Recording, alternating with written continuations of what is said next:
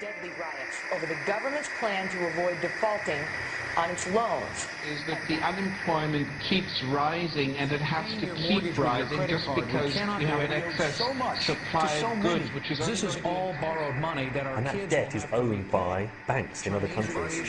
Still knows a lot. M-O-N-E-Y, in the form of a convenient personal loan. A filter cigarette that delivers the taste, and 45 malt liquor. Are you hot?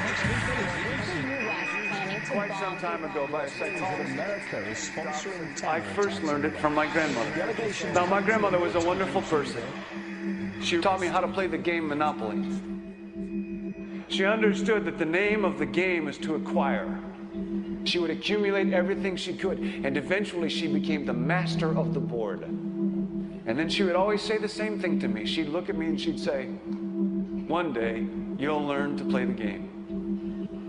One summer, I played Monopoly almost every day, all day long. And that summer, I learned to play the game. I came to understand the only way to win is to make a total commitment to acquisition. I came to understand that money and possessions, that's the way that you keep score. And by the end of that summer, I was more ruthless than my grandmother. I was ready to bend the rules if I had to win that game. And I sat down with her to play that fall. I took everything she had. I watched her give her last dollar and quit in utter defeat. And then she had one more thing to teach me. Then she said, "Now it all goes back in the box."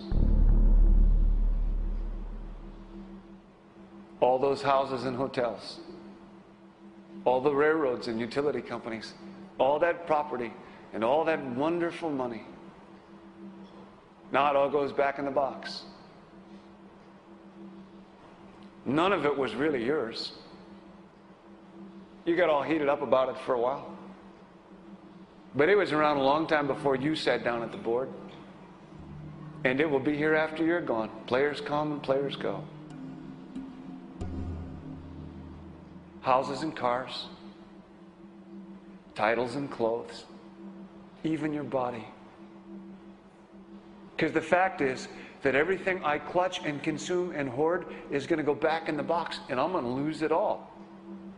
You have to ask yourself, when you finally get the ultimate promotion, when you've made the ultimate purchase, when you buy the ultimate home, when you have stored up financial security and climbed the ladder of success to the highest rung you can possibly climb it, and the thrill wears off, and it will wear off, then what? How far do you have to walk down that road before you see where it leads? Surely you understand, it'll never be enough. So you have to ask yourself the question, what matters?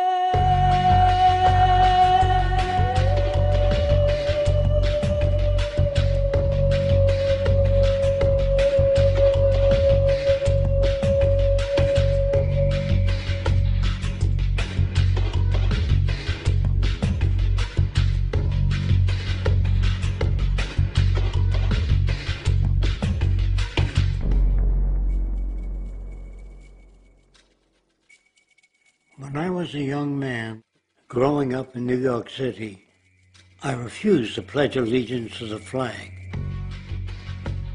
Of course, I was sent to the principal's office, and he asked me, "Why don't you want to pledge allegiance? Everybody does." I said, "Everybody once believed the earth was flat, but that doesn't make it so." I explained that America owed everything it has to other cultures and other nations, and that I would rather pledge allegiance to the earth and everyone on it. Needless to say, it wasn't long before I left school entirely, and I set up a lab in my bedroom. There I began to learn about science and nature.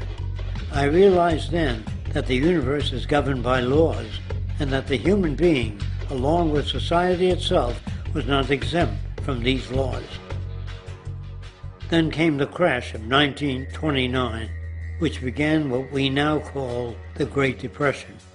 I found it difficult to understand why millions were out of work, homeless, starving, while all the factories were sitting there. The resources were unchanged.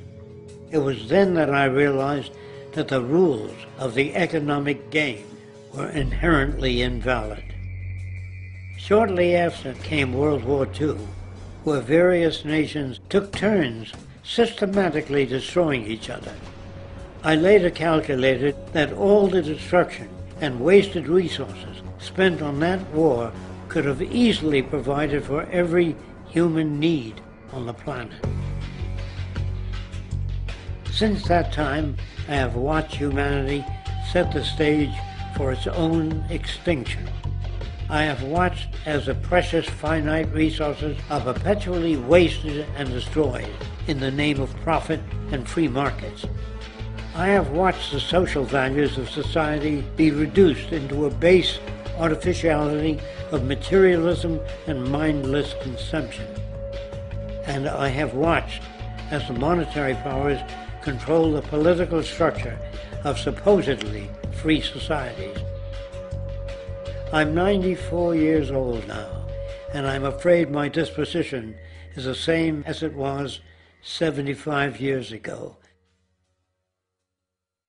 This shit's got to go.